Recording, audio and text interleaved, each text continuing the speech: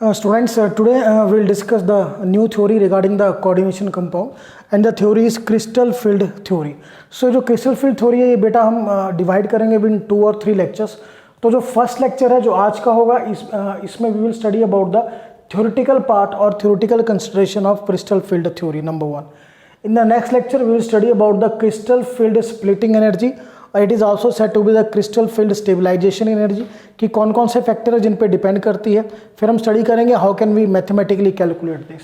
Then next and the third lecture of crystal field theory it is on the implementation of crystal field theory on coordination compound. हम इस theory को coordination compound पे apply करेंगे. ठीक है, practical example भी आप कह सकते हो.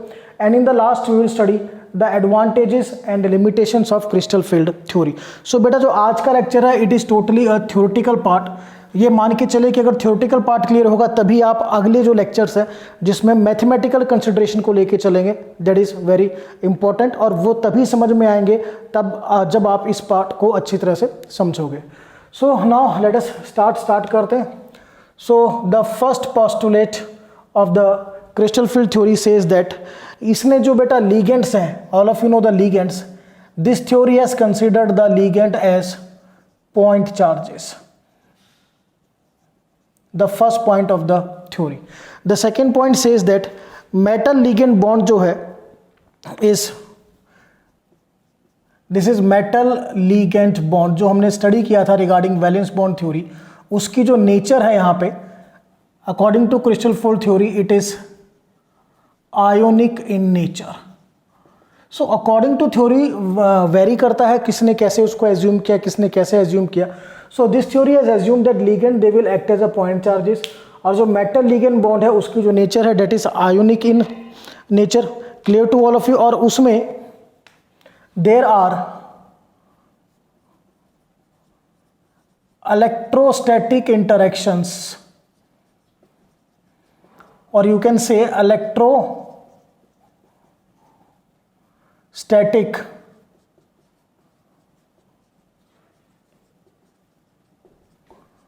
force of attraction. Electrostatic interaction or electrostatic force of attraction between metal ion and ligand. Now बेटा यू विल से कि सर ये इलेक्ट्रोस्टैटिक इंट्रैक्शन कहाँ से आया. देखो जो मेटल आयन इन्होंने यूज़ किया तो metal ion obviously positively charged होगा और लीगेंड को इन्होंने क्या एज्यूम किया है, चार्ज एज्यूम किया है लीगेंड को भी. सो लीगेंड भी क्या है यहाँ पे चार्ज पार्टिकल है आपका. सो दो चार्ज पार्टिकल के बीच में बेटा जो फोर्स होती है that is electrostatic interaction. So this is the second point of the theory कि उनमें जो फोर्स ऑफ अट्रैक्शन है वो आपका you can say electrostatic force of attraction है. देन अब आपके इंटरेक्शन कितने टाइप्स के हैं देखिए. Now the types of interaction between metal ion and ligand. metal ion और ligand के बीच में जो इंटरेक्शन है these are divided into बेटा 2 main types. अगर मैं फर्स्ट के बारे में स्टडी करूं जो ligand अगर आप anion लेके चलते हो, if the ligand is anion तो जो इंटरेक्शन होगा the name of the interaction is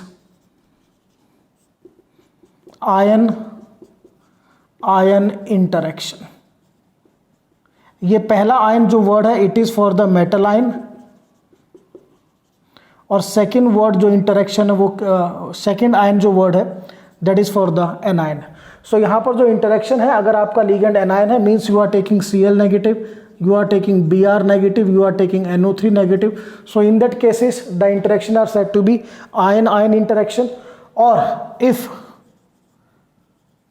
the ligand is a neutral ligand in the sense आपने बेटा वाटर ले लिया और आपने वाटर मीन्स प्रॉपर वर्ड तो एक्वा है बट हम कहेंगे वाटर क्योंकि we are not doing the IUPAC nomenclature. Aqua अगर आपने लिया तो जो इंटरेक्शन होगा that is ion. Then the name of interaction is ion dipole interaction. Ion dipole interaction. ये जो वर्ड आयन है it is for the metal ion और डाइपोल जो वर्ड है वो आपके न्यूट्रल लिगेंड्स के लिए जैसे वाटर हो गया और अमीन हो गया। सो पहले 3 पॉइंट देखिए, यहीं पर थोड़ा डिस्कशन भी करेंगे। आपको पता होना चाहिए कि जो मैंने कोऑर्डिनेशन कंपाउंड आपको दिया है उसमें इंटरेक्शन कौन सा है, आयन आयन इंटरेक्शन है या आयन डाइपोल इंटरेक्शन है। Clear? So first 3 points we have done. तो इन पर एक छोटा सा डिस्कशन करते हैं। चलिए, the discussion is very clear. If I give you this compound FeCl4 negative, now you have to tell the interactions according to crystal field theory. It is a very important question, बहुत important question है। Normally बच्चे इसको करके नहीं जाते, but 1 marks के लिए बहुत इंपॉर्टेंट है। अब ये देखिए बेटा, ये आपका मेटल आयन है M, और ये आपका Cl नेगेटिव एक एनायनिक लिगेंड है। सो माय डियर स्टूडेंट्स, यहां जो इंटरेक्शन होगा वो क्या होगा आपका? It is the ion ion interaction. Clear to all of you? So now will take one more example.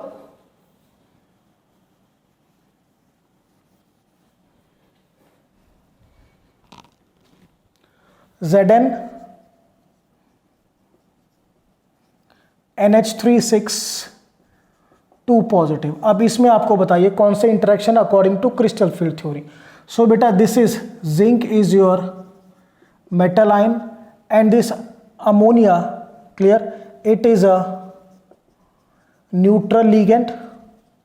सो बेटा, मेटल आयन और न्यूट्रल लिगेंड में जो इंटरेक्शन होता है that is, I will write ion dipole interaction. So crystal field theory का first question आपको पता होना चाहिए कि you have to identify the interactions between the metal ion and the ligands. These are of the 2 types, ion ion interaction and ion dipole interaction. Clear to all of you? चलिए, now we will shift to next point, point number 4। Now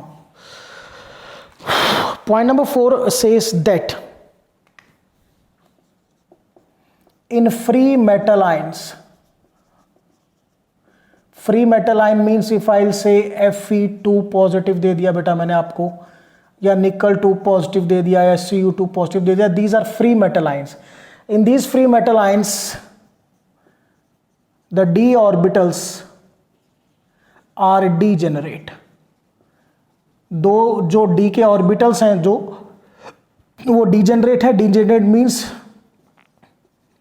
they will have the same energy, और energy अगर same है then electron can be added to any of the d orbital. बहुत important बात है, देखिए, this is the d subshell which contain the d orbitals.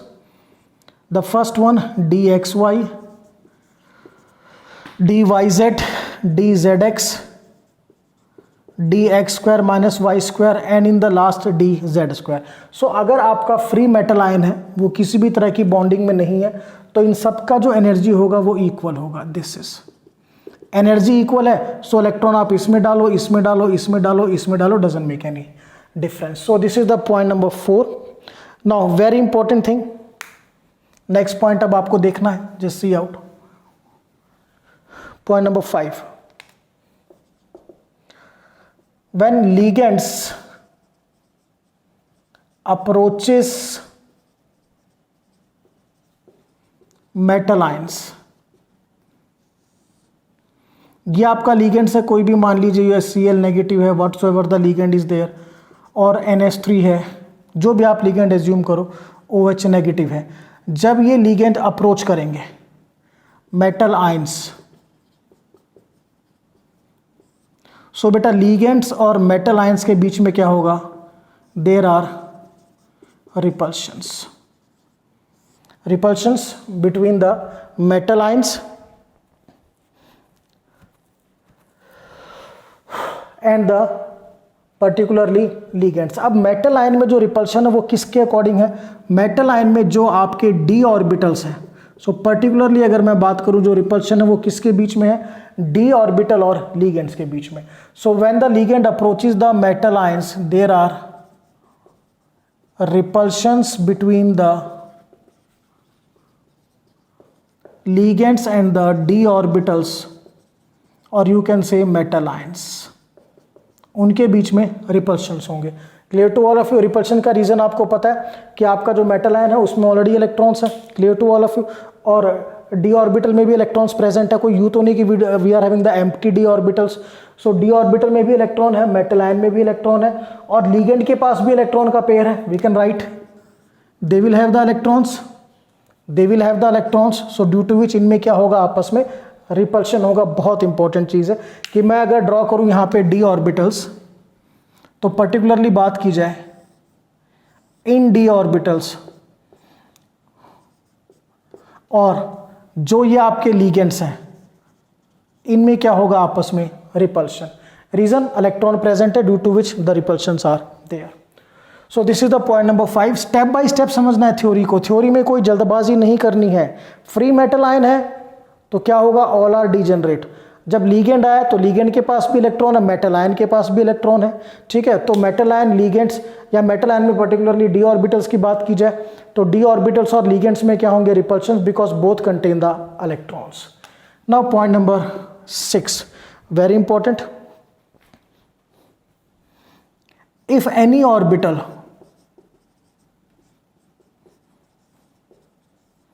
lying in the direction of ligand, अगर कोई orbital ligand की direction में आएगा, कि जिस डायरेक्शन से लीगेंड आ रहा है उसी डायरेक्शन में आपका जो है वो पर्टिकुलर ऑर्बिटल है, ठीक है, then it experience more repulsion, उसका रिपल्शन ज्यादा होगा, due to which its energy raises more, उसकी एनर्जी ज्यादा बढ़ेगी. ऑन द अदर साइड, अगर हम दूसरी साइड पे बात करें, जो d orbital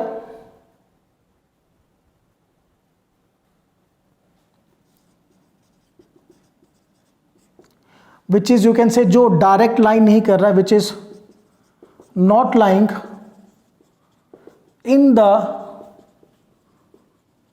direction of ligand, direction में नहीं आ रहा है, और we can say lying sidewise और near by the ligand, ligand की डायरेक्शन में नहीं है बट उसके साइड में, लेफ्ट राइट से है, तो उस केस में क्या होगा, in both the cases they will experience less repulsions, repulsion कम होगा इनमें obviously, and their energy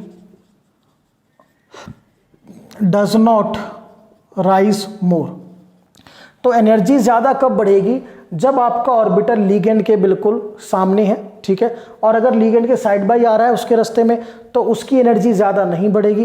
repulsion ज़्यादा कब है, जब दो पार्टिकल बिल्कुल सामने, ये लीगेंड आ रहा है, ये आपका ऑर्बिटल है, बिल्कुल लाइन करेंगे सामने, तो रिपल्शन ज़्यादा होंगे, और ये लीगेंड आ रहा है, ये साइड में हो गया, तो लीगेंड ऐसे निकल जाएगा, यहाँ पर ज़्यादा रिपल्शन नहीं होगा. बी क्लियर, ठीक है. सो ये आपने देखा जो आपके डी ऑर्बिटल हैं, उनमें से जो ऑर्बिटल, क्योंकि डी ऑर्बिटल की नेमिंग आपको पता है, अगर मैं बात करूं डी एक्स वाई क्यू एक्स वाई प्लेन में होगा, डी वाई जेड प्लेन में होगा, तो हर जो ऑर्बिटल है उसका जो एग्जिस्टेंस है वो अलग अलग है, सब एक ही प्लेन में नहीं है. तो ड्यू टू विच कुछ ऑर्बिटल जो है वो लीगेंड के सामने आएंगे तो उनकी दे विल एक्सपीरियंस मोर रिपल्शन, कुछ लीगेंड के साइड वाइज आएंगे तो उनमें क्या होगा, रिपल्शन कम होगा.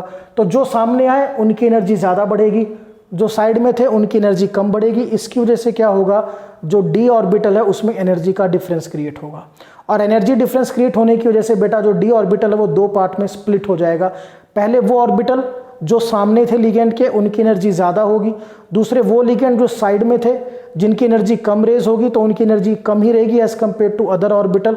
सो आपका डी सबशेल या डी ऑर्बिटल दो पार्ट में डिवाइड होगा, high energy d orbital and low energy d orbitals.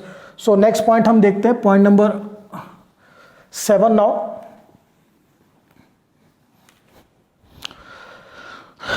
Point number 7, the d orbitals due to energy difference, अब उनमें एनर्जी डिफरेंस क्रिएट हो गया है, ठीक है, due to energy difference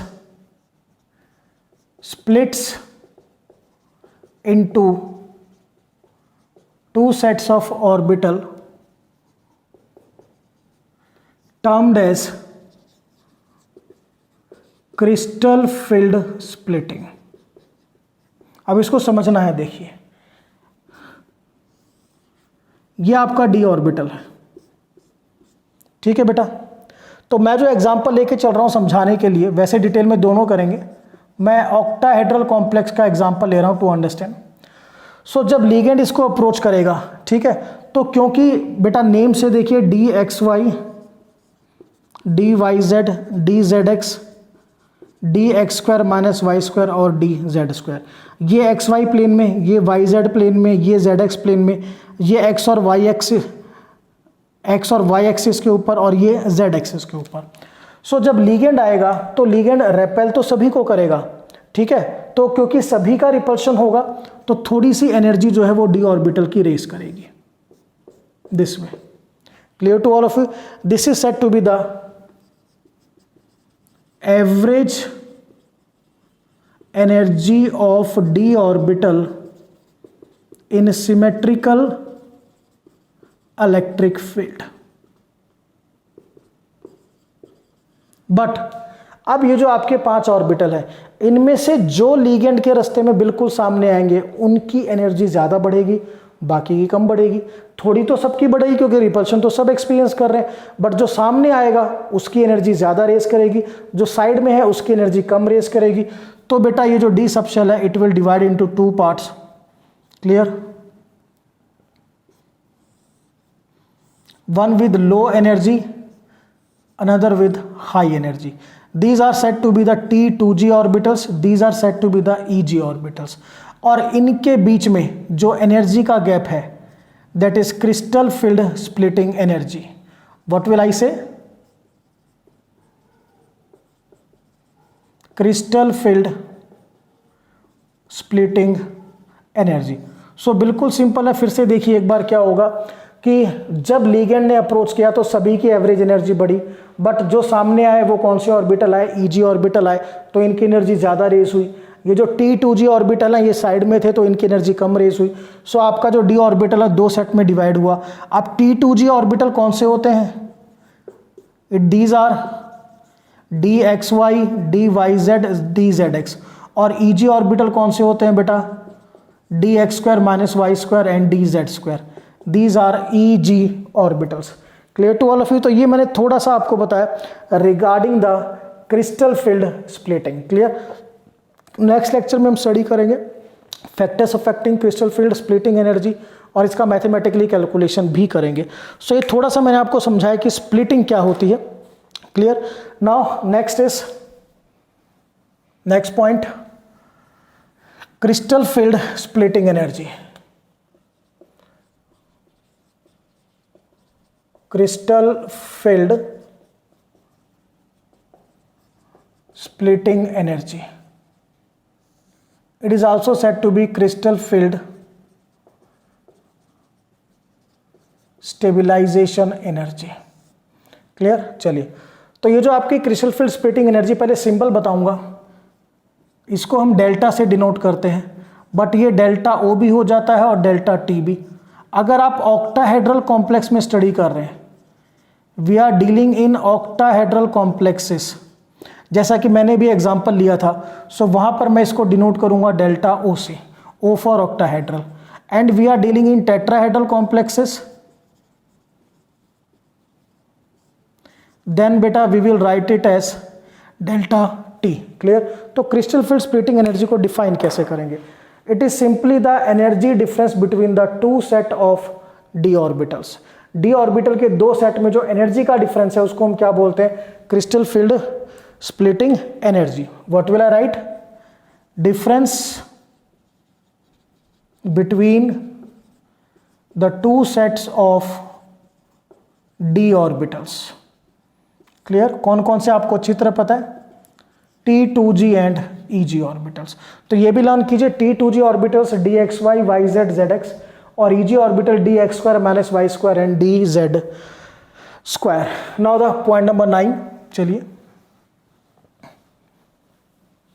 now अगर हम क्रिस्टल फील्ड स्प्लिटिंग एनर्जी को देखें, then we are having two types of ligands on the basis of crystal field splitting energy. One are said to be the, जो first होंगे हमारे weak field ligands,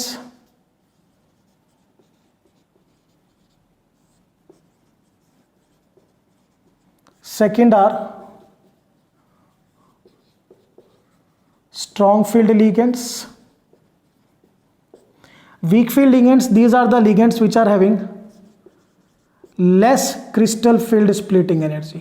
Strong field which are having more crystal field splitting energy. अगर crystal field splitting energy ज़्यादा होगा तो वो strong field ligand है, और अगर crystal field splitting energy कम होगी तो वो आपकी weak field ligand है। सिंपल सा लॉजिक है, इसके साथ एक strong field है इलेक्ट्रिक फील्ड, इसके साथ एक weak field है। अब क्योंकि इसके साथ weak field है, सो यहाँ पर there is no pairing of electron. आपको ध्यान हो हमने Cl नेगेटिव में, F नेगेटिव में कोई पेयरिंग नहीं कराई थी, बट स्ट्रॉन्ग फील्ड लिगेंड में इतनी स्ट्रॉन्ग फील्ड है कि जो आपके अनपेयर्ड इलेक्ट्रॉन है वो पेयर अप हो जाते हैं। So here there is a pairing of electron just like Cn negative और कार्बोनाइल। सो ये अब जो चीज़ आई है कि पेयरिंग और अनपेयरिंग, ये नो डाउट मैंने वीबीटी में कराई थी क्योंकि हम एक कंपाउंड को पूरी तरह करते हैं, बट वो जो कंसेप्ट था कि पेयरिंग क्यों हो रही है वो कंसेप्ट था क्रिस्टल फील्ड थ्योरी का concept. So this is point number 9। After that we will discuss the point number 10। अब पॉइंट नंबर 10 जो है वो काफ़ी इंपॉर्टेंट पॉइंट है। पॉइंट नंबर 10 क्या है कि आपने देखा कि we are having two type of ligand. First जिनका delta crystal field splitting energy कम है, वीक फील्ड लिगेंड। सेकेंडली जिनका ज़्यादा है, स्ट्रॉन्ग फील्ड लिगेंड। सो अगर हम इन लिगेंड्स को इस क्रिस्टल फील्ड स्प्लिटिंग एनर्जी के एक ऑर्डर में अरेंज करें, इंक्रीजिंग ऑर्डर में, then we will get a series that is said to be the spectrochemical series. ये बेटा आपको लर्न करनी है, very important. Spectrochemical series, I will write increasing order of ligands according to their crystal field splitting energy. Clear? So order is I negative, then we are having Br negative, then we are having SCN negative, then we are having Cl negative, then beta S2 negative, then NO3 negative, then F negative, OH negative, then oxalate OX minus 2. After that we are having O2 negative, then water aqua, then we are having NCS. After that we are having EDTA 4 negative वाला ethylene diamine tetraacetate, then we are having pyridine, और इसकी जो splitting energy है वो near to amine है। After amine we are having EN ethylene diamine. EN के बाद बेटा हमारा जो आएगा that is DIPY dipyridyl, then we are having OPHEN orthophenanthroline, then after that we are having NO2 negative, then we are having CN negative, और in the last carbonyl. So बेटा ये जो सीरीज में लास्ट में आते हैं these are said to be the strong field ligands.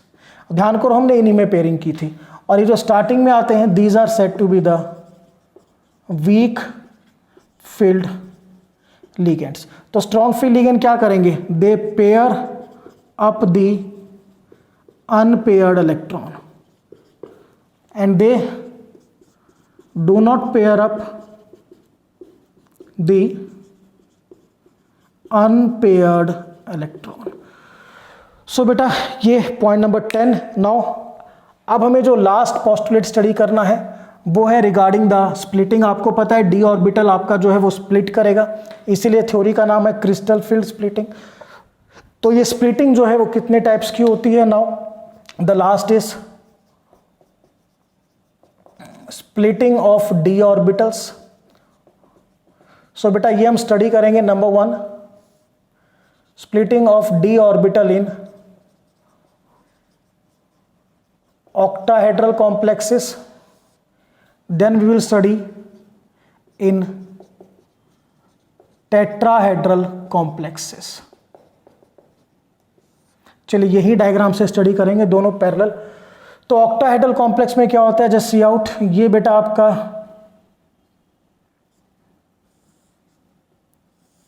पहले octahedral में स्टडी कर लेते हैं।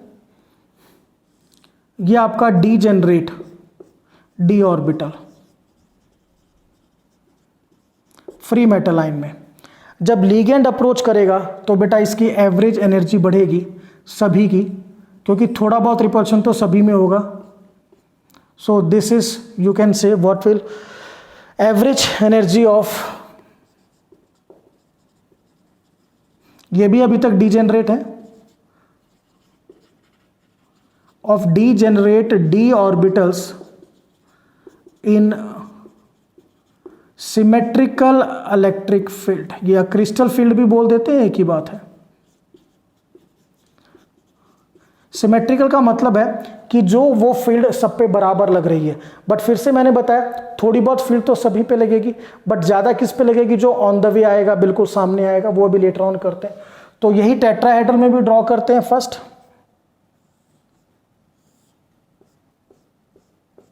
डीजेनरेट डी, एनर्जी रेज होगी बेटा, it is average energy of d orbitals, clear to all of you, in symmetrical electric field। चलिए अब discussion करते हैं कि यहां पर आपको पता है कि दो पार्ट में डिवाइड होगा, ये भी दो पार्ट में स्प्लिट होगा, बट एक सबसे इंपॉर्टेंट चीज, ऑक्टाहेड्रल में जो स्प्लिटिंग होगी वो थोड़ी ज़्यादा होगी, और टेट्राहेड्रल में मैं जो देखो स्प्लिटिंग बना रहा हूँ ये थोड़ी कम बना रहा हूँ। पहले इसका रीज़न बता देते हैं। देखिए एक्चुअली क्या है, जो ऑक्टाहेड्रल में आपके लिगेंड्स कितने हैं, बी क्लियर। ऑक्टाहेड्रल में जो रिपल्शंस हैं, रिपल्शंस के लिए वी आर हैविंग 6 लिगेंड्स, पहला पॉइंट। और टेट्राहेड्रल में हमारे पास रिपल्शंस के लिए 4 लिगेंड्स। तो जो आपके 6 लिगेंड है they will create more repulsion, ज़्यादा रिपल्शन क्रिएट करेंगे, ड्यू टू विच क्या होगा, मोर इंक्रीज ऑफ एनर्जी, ज़्यादा एनर्जी इंक्रीज होगी, और स्प्लिटिंग भी क्या होगी, ज़्यादा होगी, ये ध्यान रखना है, ठीक है। चलिए अब यहाँ पर सबसे इंपॉर्टेंट बात, ये बेटा इस तरह से डिवाइड हुआ T2G और EG ऑर्बिटल्स में, आई विल राइट हियर, और ये एनर्जी एवरेज डेल, clear to all of you. Delta पहले एवरेज बनाते हैं, डेल्टा नॉट तो मैं बताऊंगा कि इसके और इसके बीच का एनर्जी डिफरेंस, ये एवरेज एनर्जी। तो अब ये स्प्लिटिंग हुई EG, EG का मतलब we are having d x square minus y square और डी जेड स्क्वायर, और बेटा ये d x y, d y z और डी जेड एक्स। अब इनकी एनर्जी ज़्यादा है, इसका मतलब ये जो है d x square minus y square और डी जेड स्क्वायर, ये बिल्कुल लीगेंड के सामने, दे कम इन द अलाइनमेंट कह लीजिए, बिल्कुल सामने आए लीगेंड के, तो इनको ज़्यादा रिपल्शन मिला। ये सामने नहीं आए, ये कहाँ थे, साइड वाइज थे, तो इनको रिपल्शन क्या मिला, कम। तो लर्न कैसे करोगे आप, इस चीज़ को हटाते हैं so that we create the space. यहाँ पे हम क्या लिखेंगे, what we will be write, d x square minus y square and dz square, they will come in the line of ligands and experience more repulsions, ज़्यादा repulsion experience किया, ये बिल्कुल learn करना है आपको, ठीक है। तो यहाँ पर सबसे इंपॉर्टेंट चीज़ है कि ज़्यादा रिपल्शन किया, और वो भी क्यों किया मैं बता देता हूँ आपको। यहाँ पर ज्योमेट्री ऑक्टाहेड्रल है, ठीक है, इसको मैं हटा रहा हूँ, एक एक पॉइंट को हम हटाएंगे, नेक्स्ट उसको लिखते चलेंगे। यहाँ पर ऑक्टाहेड्रल कॉम्प्लेक्स है, क्लियर। ऑक्टाहेड्रल कॉम्प्लेक्स कुछ बेटा इस तरह का होता है, दिस इज, ये कॉर्नर्स है, these are said to be the corners. तो जो लीगेंड अप्रोच करते हैं ऑक्टाहेड्रल में, वो जो लीगेंड्स अप्रोच करते हैं वो फ्रॉम द कॉर्नर्स करते हैं। और d x square minus y square और डी जेड स्क्वायर के जो लोब्स हैं वो लोब्स भी कहाँ पर हैं, इनके लोब्स वो भी कहाँ पर हैं, कॉर्नर पे। फिर से समझिए, डायग्राम ड्रॉ करने की ज़रूरत नहीं है। लीगेंड कहाँ से अप्रोच करेगा, कॉर्नर से अप्रोच करेगा, और कॉर्नर पर ही क्या प्रेजेंट है, d x square minus y square d z square के लोब। तो सबसे ज़्यादा रिपल्शन इनको मिलेगा, इनको नहीं मिलेगा क्योंकि ये कॉर्नर पर नहीं होते। ठीक है, डायग्राम की रिक्वायरमेंट नहीं है। तो मेन लर्न क्या करोगे बेटा, इसमें सिंपल ध्यान रखना है कि जो मैंने ऊपर लिखा है इसका मतलब वो बिल्कुल क्या है, उस केस में वो ज़्यादा आपके रिपल्शन को एक्सपीरियंस कर रहा है। Very important. ठीक है, चलिए सो यहाँ पर हम डिस्कशन करें, सबसे ज़्यादा रिपल्शन किसको मिला, e g orbital. E g orbitals are repelled more than T2G orbitals. Clear. अब इसमें थोड़ा सा और स्टडी करना है कि ये जो आपका एनर्जी गैप है, दिस वन। अब सबसे इंपॉर्टेंट बात यहाँ पे एक हम जो डिस्कशन करेंगे regarding that is a small discussion, कि ये जो टोटल एनर्जी है ये तो है crystal field splitting energy in octahedral complex. इसमें ये वाला पार्ट और ये वाले पार्ट की एनर्जी कितनी है, दैट इज वेरी इंपॉर्टेंट। इसको डिस्कस करते हैं। 2/5 डेल्टा नॉट। क्लियर। और ये है बेटा, what will I right, 3/5 delta not. अब इसका मतलब क्या है कि ये जो एनर्जी है इतनी कम है। Clear to all of you. 5 total आपके ऑर्बिटल से, किन से, 2 ऊपर वालों से। यहाँ पर इतनी एनर्जी ज़्यादा है किन से, इन 3 से। सो ये आपको ध्यान रखना है। क्लियर। तो यहाँ पर मेन चीज़ क्या है, लर्न क्या करना है, लर्न ये करना है कि जब हम ऑक्टाहेड्रल में जाते हैं तो ऑक्टाहेड्रल में पहली चीज़ जो है वो स्प्लिटिंग ज़्यादा है क्योंकि यहाँ 6 लिगेंड रेपेल कर रहे हैं। दूसरा सबसे important, easy orbital will experience more repulsion क्योंकि वो जो ईजी ऑर्बिटल हैं वो आपके कॉर्नर पर होते हैं ऑक्टाहेड्रल के, और लिगेंड्स भी कहाँ से अप्रोच करता है, कॉर्नर से। तो बिल्कुल सामने आएगा तो ज़्यादा रिपल्शन होगा। अब बात करते हैं टेट्राहेड्रल की। टेट्राहेड्रल में 4 रिपल्शंस हैं, 4 लिगेंड है जो रेपेल कर रहे हैं। तो ऑब्वियसली जो आपकी क्रिस्टल फील्ड स्प्लिटिंग एनर्जी की वैल्यू है वो टेट्राहेड्रल की लेस होगी as compare to octahedral. Delta t is less than octahedral.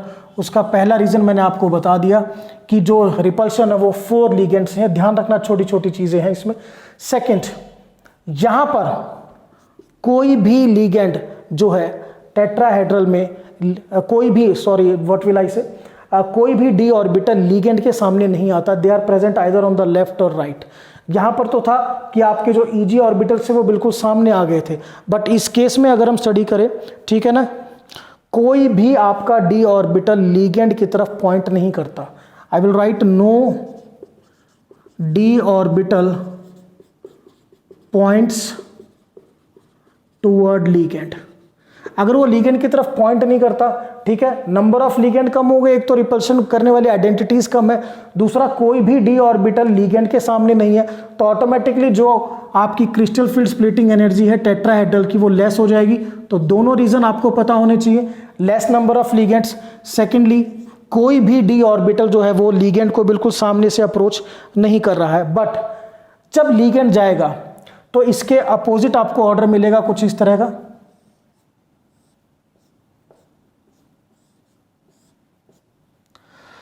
अब जो आपके ईजी ऑर्बिटल्स हैं वो नीचे ड्रॉ किए हैं, आई विल राइट हियर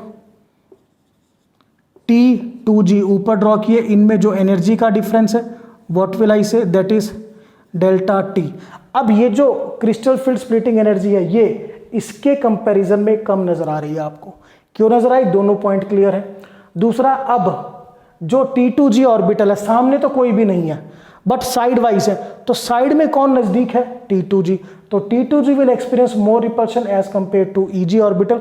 तो इसकी जो एनर्जी थोड़ी सी ज्यादा हो जाएगी as compare to EG orbital, that result in the splitting. Clear to all of you. तो यहां पर अब ये एवरेज एनर्जी हो गई आपकी डी ऑर्बिटल्स की। तो जो हमने वहां पे किया था same we have to do here.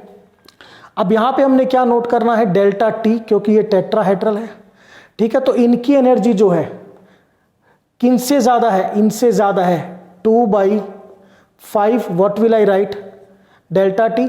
और इनकी कम है इनसे 3/5 डेल्टा टी। सो बेटा ये मैंने दो आपके सामने जो है स्प्लिटिंग्स को एक्सप्लेन किया है। लर्न कैसे करो, बड़ा सिंपल है। ऑक्टाहेड्रल में लिगेंड ज़्यादा है, इसमें लिगेंड कम है, तो ये ज़्यादा रिपल्शन एक्सपीरियंस करेगा, तो डेल्टा ओ की वैल्यू डेल्टा टी से ज़्यादा होगी। दूसरा, जब लिगेंड ऑक्टाहेड्रल में जाएगा तो उसके बिल्कुल सामने ईजी ऑर्बिटल पड़ेंगे, यहाँ पर कोई भी ऑर्बिटल उसके सामने नहीं आएगा, तो एवरेज रिपल्शन ये कम एक्सपीरियंस करेंगे। ठीक है, सो यहाँ पर ईजी ऑर्बिटल की एनर्जी ज़्यादा हो जाएगी, T2G की कम होगी। यहाँ ऑर्डर जो है वो आपका रिवर्स है, जो आपको ध्यान रखना है। Clear to all of you? So ये हमने स्टडी करी, that is a splitting in d orbitals. और एक सबसे इंपॉर्टेंट क्वेश्चन भी यहाँ पे हमारा डिस्कस हो गया कि जो क्रिस्टल फील्ड स्प्लिटिंग एनर्जी है वो ऑक्टाहेड्रल कॉम्प्लेक्सेस की मोर देन